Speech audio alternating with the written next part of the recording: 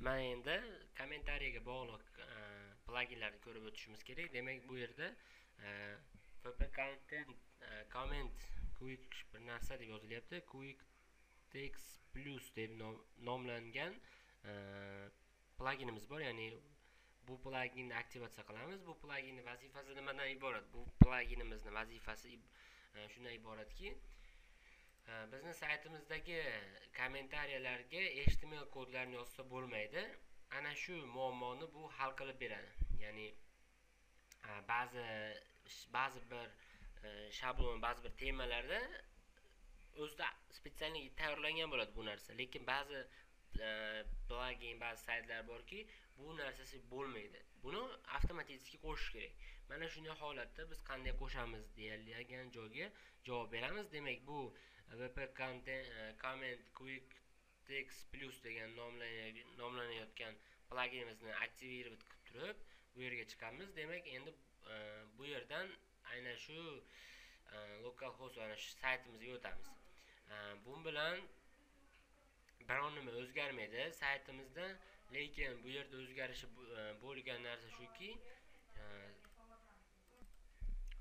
demak, bu yerda hech qanaqa o'zgarish bo'lmaydi. Aytib o'tganimdek, biz bu pluginimizni aktivatsiya qilganimizdan keyin hech nima paydo ham bo'lmaydi. Bu yerda hech qanday narsa paydo bo'lmaydi. Endi biz bu yerdan nimamizga o'tamiz? Ya'ni ana shu kodlarimizga o'tamiz. Kodlarimizning ichidan comments.php deganni ochamiz. Bu qayerdan olamiz desa, buni grungy ana shu temamizni grungy faylimizni ichidan olamiz. Ya'ni mana shu WordPress, content, event themes, grungy degandan keyin bu yerda mana comments.php degan fayl turibdi. Buni Sublime Text orqali ochib olamiz. Ochib olganimizdan so'ng bu yerda mana bunday so'zni izlaymiz. Ya'ni textareya deb nomlayaptimi? Sizlardan uzr so'rayman, ingliz tilida yo'qmi? Umuman bilmayman.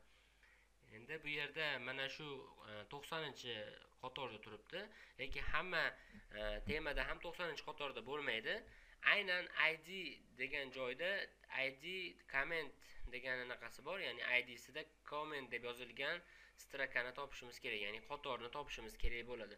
Nomida ham comment yozilgan, id siga ham comment deb yozilgan qatorni topamiz. Mana bizda bu 90-qatorda turibdi grungy temamizda. Endi buni tepasiga avvalo tayyorlangan mana bunday kodi bor. Ana shu kodini copy qilib olamiz, ya'ni kopirovat qilamiz va bu yoqqa tepasiga, misol mana 90-o'rinda turibdimi, buni tepasiga 89 yozamiz. Agarda bu boshqa joyda turibdimi, qayerda bo'lishidan qat'iy nazar mana shu id si comment bilan mana shu umuman mana shu qatordagi yozuv daqa joyni tepasiga yozamiz. Bitta tepasiga kodni qo'yamiz. Kodini qo'yganimizdan so'ng yo'q, bu yerda boshqa joyni kopirovat qilib qo'ydik. Copy.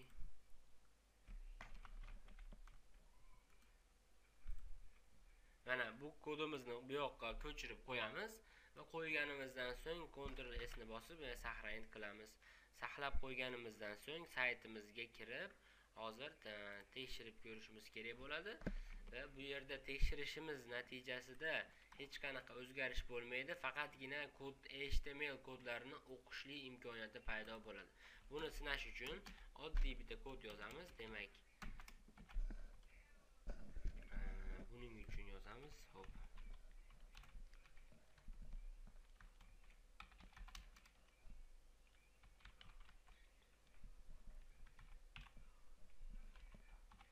Bu tekni Sublime qilib, ya'ni shu kommentariya qilib yozamiz. Mana bu yerda ko'rayotgan bo'lsangiz, ishlatilgan HTML kodimiz yo'qolib ketdi. Faqatgina orada ana shu nima qoldi xolos, yozilgan tekstimiz. Mana salom test deb yozgan yozuvimiz qora harflar bilan, ya'ni to'q bo'lib belgilanib qoldi. Qolgan mana bu kod esa yo'qolib ketdi.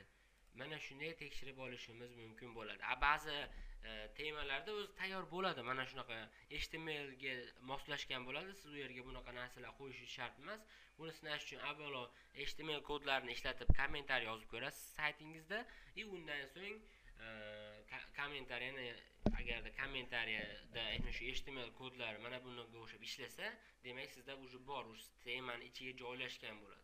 Yoki mana shunday kodlari bilan salom testni oldida mana shunaqa b degan yozuvlar umuman o'zi HTML kodiga ham chiqib qolsa, demak u temani bir qator tekshirish kerak bo'ladi.